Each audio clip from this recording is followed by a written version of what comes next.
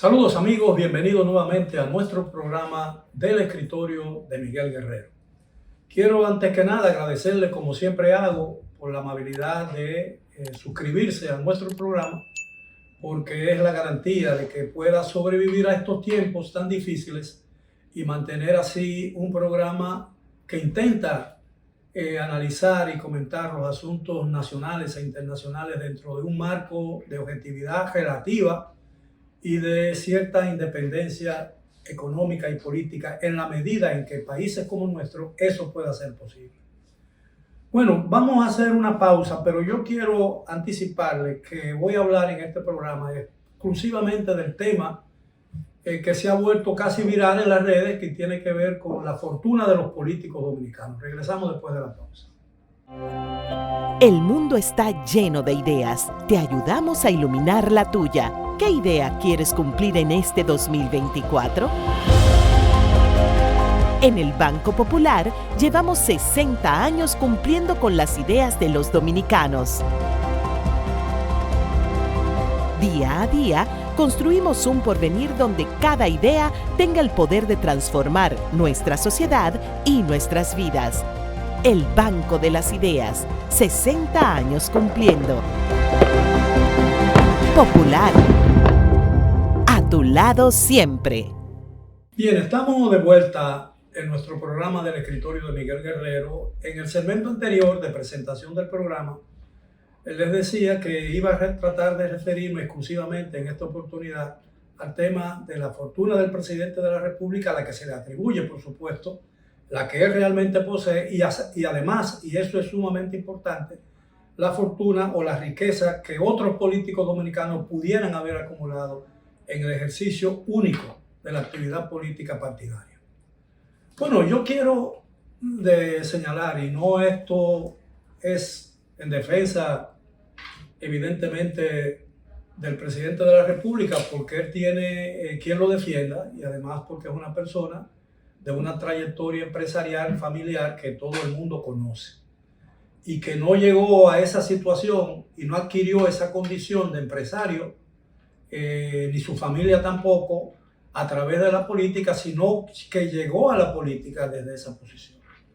Y por eso tiene sentido cuando el presidente, al defenderse de las críticas que se le hacen por aquellos famosos papeles de Panamá que nunca se aclararon del todo, que el presidente ha dicho que él sí puede decir de dónde proviene su fortuna, lo que evidentemente no podrán decir muchos de sus adversarios y muchos de sus partidarios incluso. Bueno, pero yo creo que sin entrar en el detalle de la fortuna del presidente de la República, si la tiene realmente en paraísos fiscales, porque eso se dijo en una oportunidad y aparentemente no se debatió ni se ventiló con la suficiente claridad e intensidad que el caso ameritaba. Pero yo creo que el tema que ha sido revivido a escasos días de las elecciones del domingo 19 reviste una importancia capital para futuras discusiones y debates, no solamente electorales, sino debates de la situación política nacional. Yo creo que por muchos años el tema del dinero y de las fortunas, si las tienen o no, de los líderes políticos dominicanos ha sido una especie de tabú que no se toca. No se puede hablar del caso porque alguien puede resultar dañado o pura y simplemente puede molestar a alguien. Pero yo creo que ese tiene que ser un tema fundamental de la política dominicana.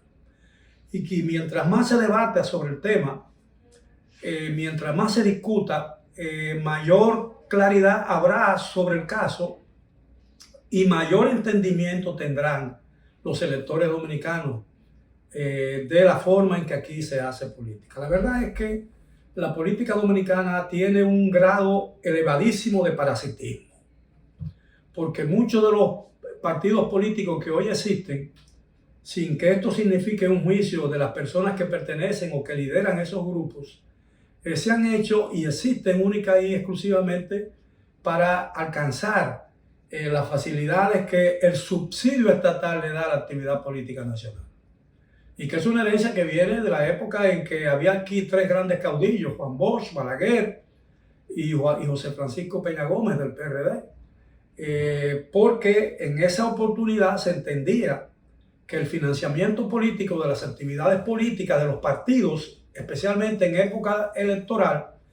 dada la relevancia y la importancia que tiene para la democracia y la vida política nacional, era preferible que el gobierno dominicano, que el Estado dominicano financiara esa campaña para evitar, en la medida en que ello fuera posible, reducir la posibilidad de la inclusión o la inmersión de capital sucio, de dinero sucio, en la política dominicana. Pero no logramos lo primero sin poder descartar lo segundo. Y entonces todavía es un gran dilema y es una gran preocupación del pueblo dominicano el hecho de que mucha gente llega a posiciones claves, especialmente en las alcaldías y en el Congreso de la República, a través del financiamiento de personas que han acumulado fortuna de manera non santa, es decir, por métodos poco ortodoxos aquí en la República Dominicana. Muchas veces por negocios de toda intensidad ilícita, como el tráfico de narcóticos, la venta ilegal de armas, y el juego ilegal, y la prostitución y muchas otras cosas que están prohibidas en las legislaturas, en las leyes y en las constituciones de muchos países, incluyendo algunas de ellas en la República Dominicana. Entonces, la discusión sobre el tema del dinero que participa o que interviene en política es sumamente importante. Y en una de esas reformas y de esas discusiones que en el pasado tuvieron lugar intensamente en el país y que se abrigó la esperanza en una oportunidad de que eso figurara y se llegara a un acuerdo relacionado con la necesaria limitación del gasto de campaña,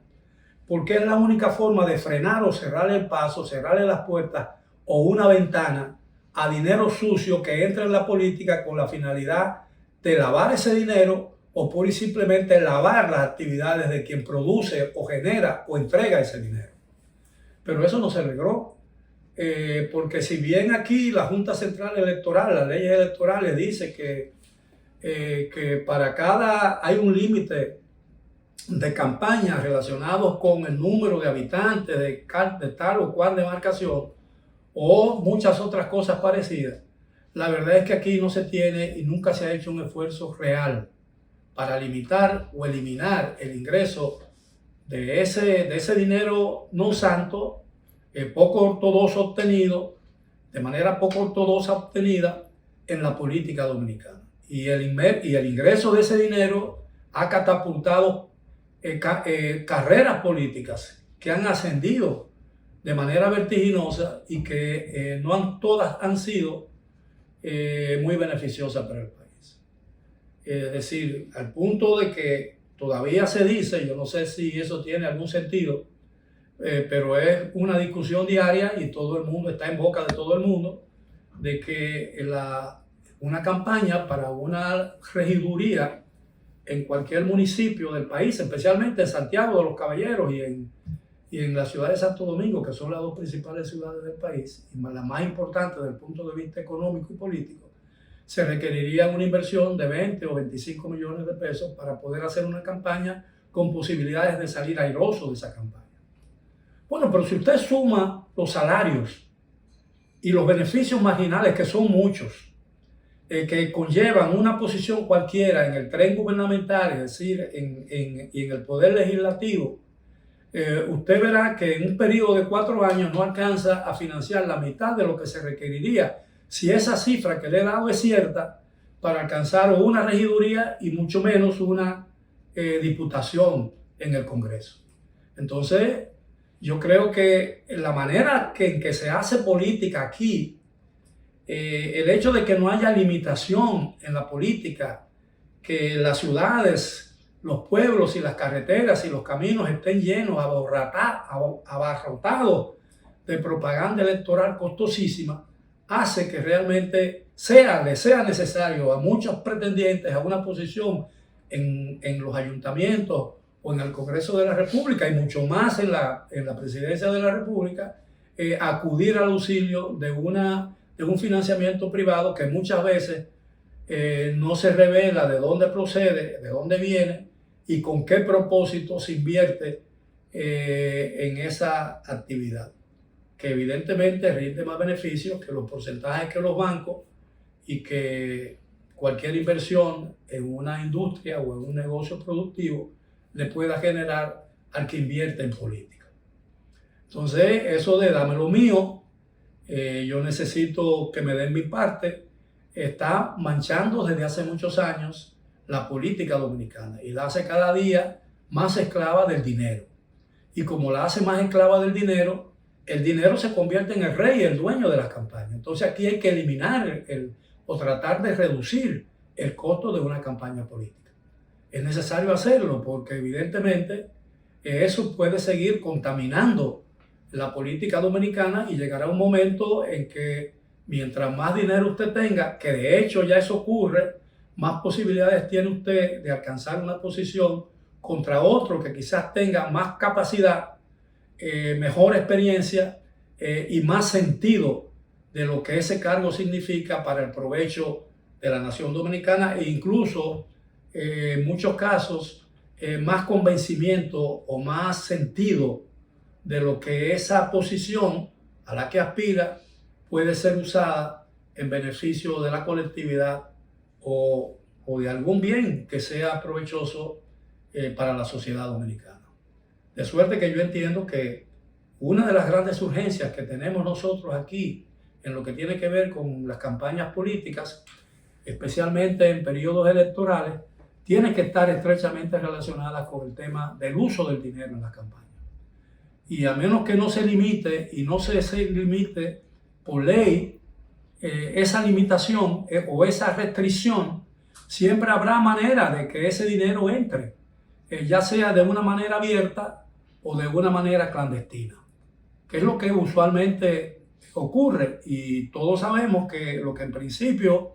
se ventiló o se creyó que era una forma de adecentar o mejorar la calidad de la política dominicana con el llamado voto preferencial, ha resultado, al criterio de muchos, una forma adicional de darle paso a dinero oscuro en las campañas políticas dominicanas, porque quien más tiene, más posibilidades tiene de ganar una posición, ya sea en los ayuntamientos o ya sea en el Congreso de la República e incluso en la Presidencia de la República. Bueno, una de las grandes discusiones que tiene que ver con el uso del dinero sucio en campaña se dio hace muchos años en Colombia, cuando un candidato fue cuestionado y su líder, su recaudador principal, es decir, su agente o director de finanzas de su campaña, tuvo que rendir cuentas y terminó preso después de la campaña victoriosa porque no pudo justificar el uso de alrededor de 5 millones de dólares que se usaron en la campaña del candidato que él tenía como financiaba, ¿no? Como director de campaña, director financiero de su campaña, porque no había forma de justificar todo ese dinero por la intensidad de esa campaña. Entonces, evidentemente, ese dinero en exceso tuvo alguna influencia en los resultados de las elecciones, porque mientras más lejos usted llega,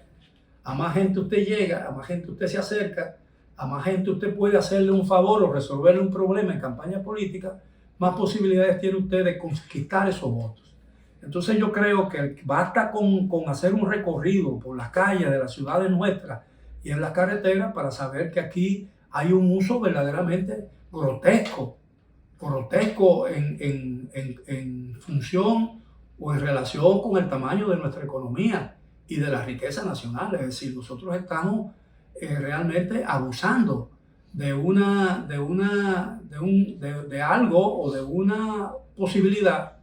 a la que no hemos sido capaces de poner límites, a pesar de lo necesario que son esos límites, como garantía de decencia, de prudencia y de equilibrio en todas las campañas políticas. Bueno, yo espero que en un futuro muy cercano, aparentemente en esta campaña ya no será posible porque estamos llegando ya prácticamente al final de ella, apenas dentro del domingo 19, dentro de 2 semanas y unos días, vamos a tener elecciones para el Congreso y el Poder Ejecutivo, y a menos que no haya una definición en lo que tiene que ver con la campaña presidencial, es decir, del Poder Ejecutivo, no habrá necesidad aquí de una segunda vuelta. Así que yo creo que quede esto como un reclamo muy personal de que en algún momento dado el país adquiera conciencia de la importancia y de la necesidad impostergable de ponerle freno al uso de dinero fuera de proporción en una campaña política, porque eso es poner en manos de personas que no tienen verdaderas buenas intenciones en la República Dominicana y que usan un dinero mal habido para alcanzar posiciones de influencia en la política dominicana y al mismo tiempo que sirvan de lavado a un dinero obtenido muy suciamente por actividades que prohíbe la ley, no solo la nacional, sino la comunidad internacional. Así que les dejo este tema de reflexión y esperamos que en una próxima campaña sea el dinero, la discusión sobre el dinero en campaña, uno de los principales temas de esa campaña política. Ha sido todo por hoy. Les agradezco nuevamente su atención y espero seguir contando con ella cuando regresemos para otro tema la próxima semana. Hasta entonces. Votar es un derecho, pero también es un deber, pero sobre todo es un privilegio. Un privilegio del que gozamos todos los dominicanos, de manera pues que el domingo 19 de mayo, todos los dominicanos conscientes de nuestros deberes y derechos, estamos en la obligación moral de cumplir con ellos. ¿Cómo cumplimos con ellos? Simplemente votando. Vota por tu candidato, pero vota. Porque votando se construye una democracia, se construye la paz y se construye la armonía nacional.